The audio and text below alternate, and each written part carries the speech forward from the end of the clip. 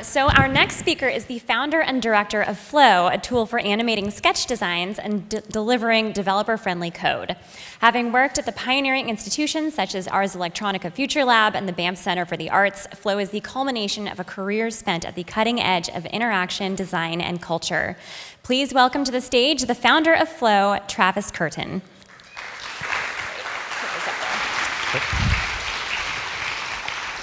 Oh, hi. I'm really excited to be here. I've been thinking about it for like 2 years. Last year we couldn't make it, and so now we are here. And we watched all the videos before we came, and we were very excited about those. And they were all awesome, and we wanted to meet everybody here. And we know there's a lot of people. I've been doing the math in my head, and I think we can have a lot of little conversations, but I think it can be done. I'd like to say to Elaine and Jesse, thank you so much for blazing the trail with this lovely conference. I am really, really excited that everybody is coming from all over the earth. I think that's really amazing. Creative coding. I really love it. I started studying at a time when when getting artists and designers to code was coming into fashion. And a lot of my early inspirations came from pioneers like John Maeda, Yugo Nakamura, Joshua Davis,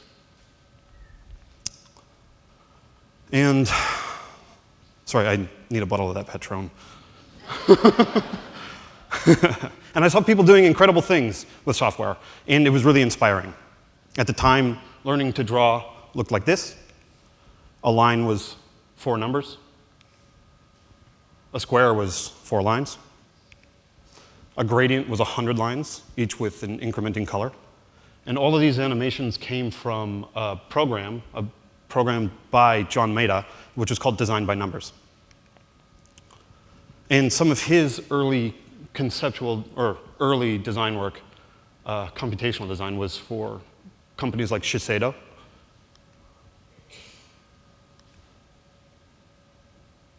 And this amazing series he did for Murasawa. And they're so beautiful and so complex, and he did them in the 90s when computational programming applied to design was totally brand new.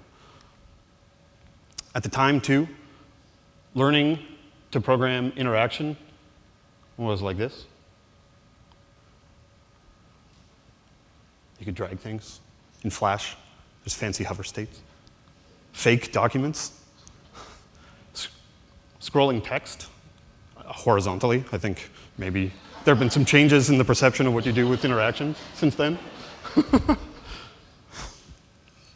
Some physicsy things. You can press and slide, connect the dots. Lines will follow one thing, go to the other. And randomization. And these ones are really interesting, these last little series here. Just logic, basic simple things like jumping 100, jumping 200, drawing a line between things, and this.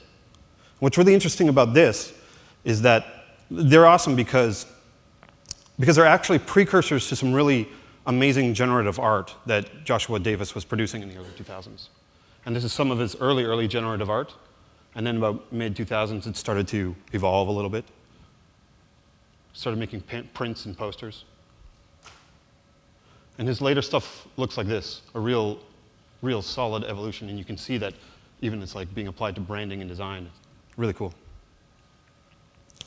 At the time, too, early experimental interaction design looked like this site called Monocrafts by Yugo Nakamura. And this one is really brilliant, done in Flash, pressing on numbers, totally dynamic. Earlier, what you saw was like an infinitely scrolling menu, which was a really cool technique. Nobody had done before, this one right here. And his second version of his portfolio was much more minimal. It looked like this. I tried to find it, but none of the Flash players will play these anymore. But his stuff still exists today, and this is what it looks like now. And the motion that you're seeing here is identical to what you'd see in his site like 15 years ago. So it's really interesting that, not just the experiments, but like these artworks actually have a really long lifespan these days. A new age for data visualization was also beginning to take form. And these pieces by Aaron Koblin were called flight patterns. And even programming hardware was starting to take off. Back then,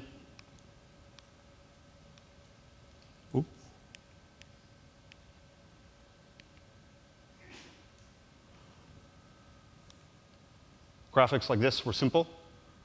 You had circles and lines, but you could actually really make some beautiful things.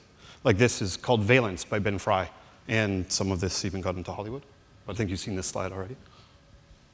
It's right there in the middle, see? And through open source projects, access to code was becoming far more further reaching than it ever had been before. And the threshold for learning to program was plummeting. And at the time, many people, not everybody, there was lots of pioneers earlier than these guys, but many people were just starting to dabble in the idea of expressive artistic programming. And today,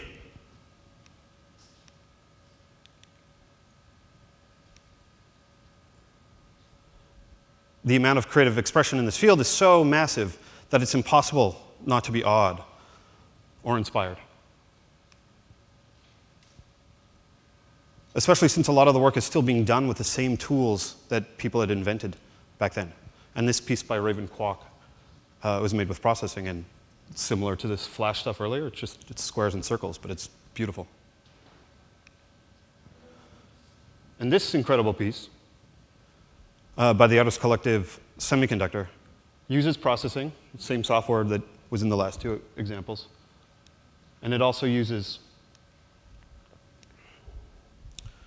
that little chip that we saw earlier, an Arduino. And it's beautiful. And what's actually going on there is like there's all these little things at the bottom clacking and making noise and opening these lights, and super cool. And so I saw it all starting, and it made me hungry. And I learned as fast as I could.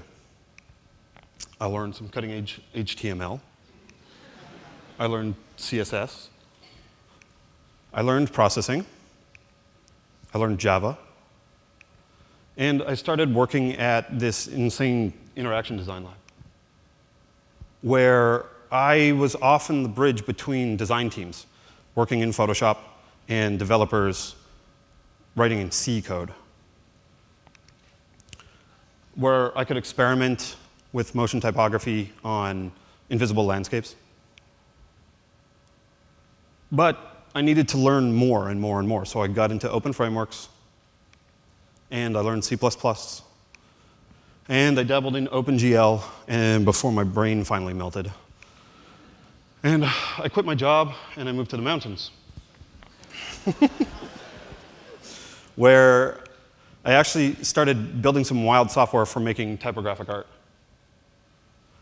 I learned Objective-C, and I learned how to program for the Mac, and I kept going deeper and deeper down that rabbit hole of code.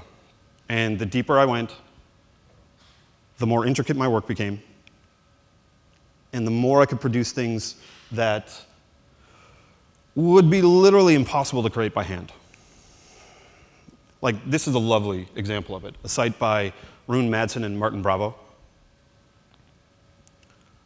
And the more I went down that rabbit hole, the more I saw code as a medium for expression. And fundamentally, the more I saw the beauty in being able to think as a designer through code.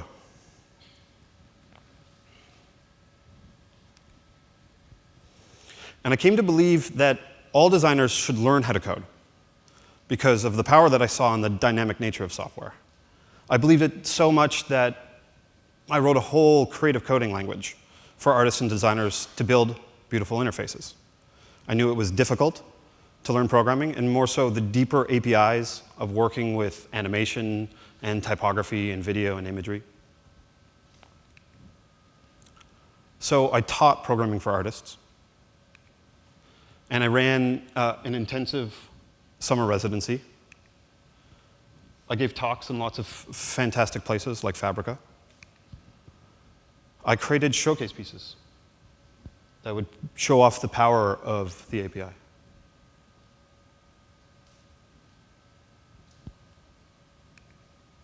I joined a design firm, and I started producing apps for companies. Like this one, we made a lot of data visualization apps for SAP. And then I teamed up with a brilliant engineer who made everything strong and awesome what we were doing. He immediately started rewriting all of my work in favor of modern architectures. And then we made our own experiments. So we designed interfaces, some experimental interfaces, and built some very nice installations. Again, all with that API. And this is an iPad sculpture, and all the graphics sync around 28 different iPads. But again, done with that API.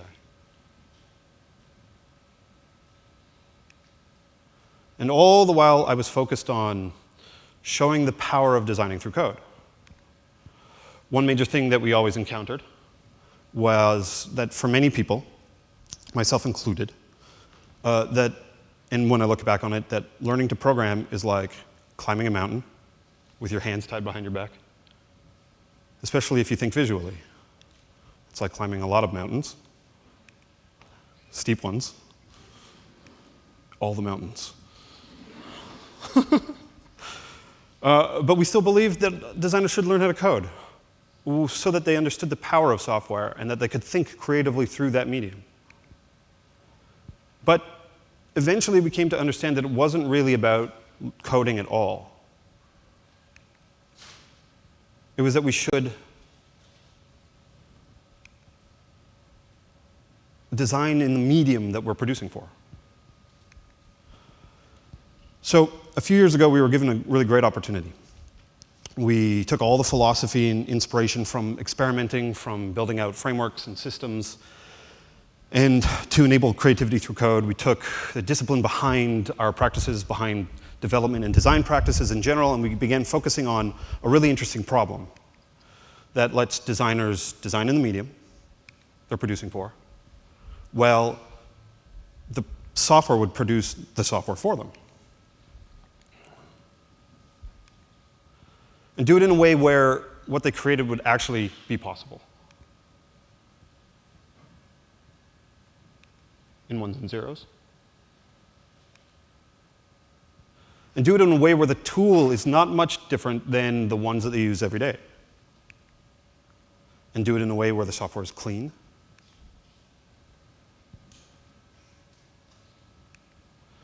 And do it in a way where the output is flexible enough for different coding styles, and different languages, of course. And do it in a way that's right on the edge of a new trend. And these are some recreations of animations I got in my inbox the other day. I thought they were really cool.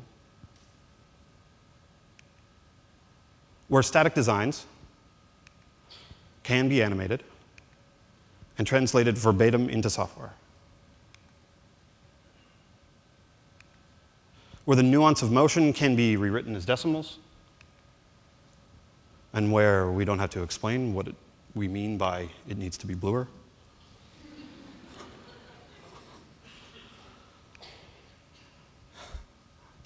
And where designers are producing, not just prototyping. And rather than designers having to learn how to program, and rather than developers having to learn the elements of typographic style,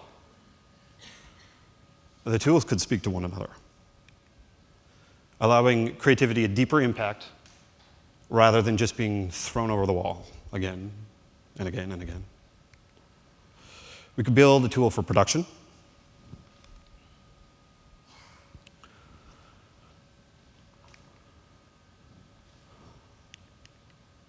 And since we started, the landscape we're working in has become so amazingly rich and diverse that the competition has been super great, and it's become huge. And the expectation of design tools is so high that it's taken us a long time to get to a point where the UI is tight enough, or the reliability of the tool is solid enough, or the quality of what you can create is actually high enough that we're finally at a point where we think that we've got a real gem on our hands. You can animate static designs.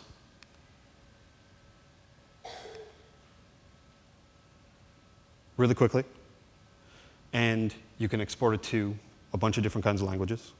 And this pipeline of going from static to animate to code is really solid. And before you get to thinking,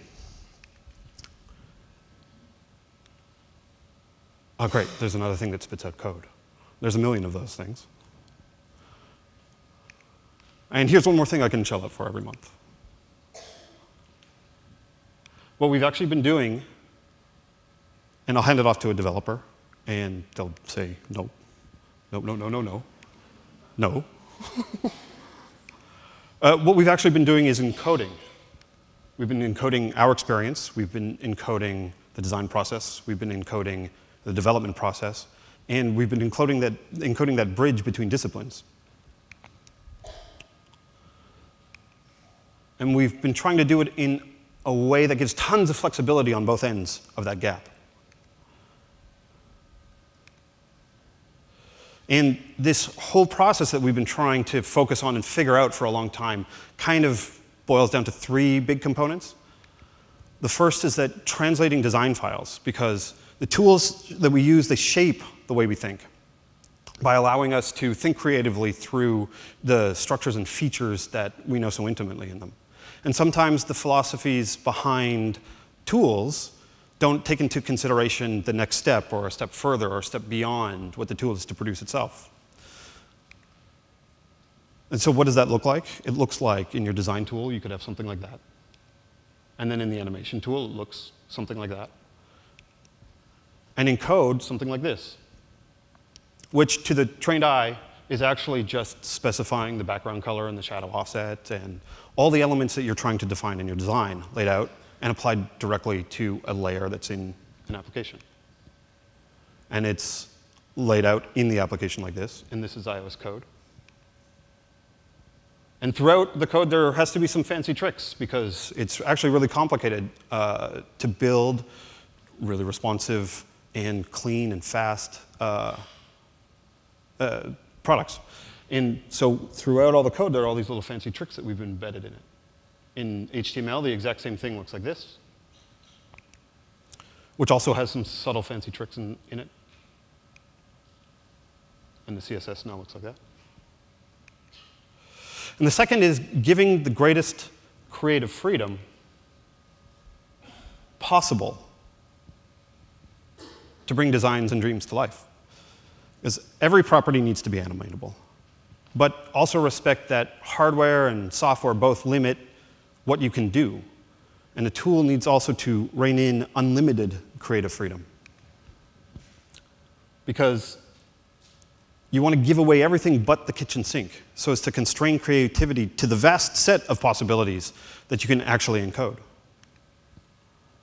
And the third is allowing work to be translated out in many possible ways. So that means multiple formats, multiple languages, multiple styles. And one of the really interesting things, or really sick things that we've done, is to create a language for exporting languages. And there are all ways of encapsulating and referencing variables and logic. And our goal is also, because it's a design tool, but it's a developer tool as well, is for developers to think that, okay, this is clean and usable and contained enough that I don't have to worry about it breaking. And if they don't like it, they can write it themselves. And the output is also got to be clean and readable and efficient and not require a Rube Goldberg machine to get it into something in reality. And to nail it out of the park, it can't be a gimmick. It can't be just a trick. You have to spend time really at low levels thinking about what does design mean down in those digits. And it has to be about a philosophy. And one of the things that's been overriding for me in my career and thinking about all these things is that you can pick what you wish, but I like to think of it as do shit that's real and don't just screw around. So, thank you so much for your time. I really want to meet all of you. I'm really excited still, and still a little bit nervous. And now, I'll pass it off. Stay awesome.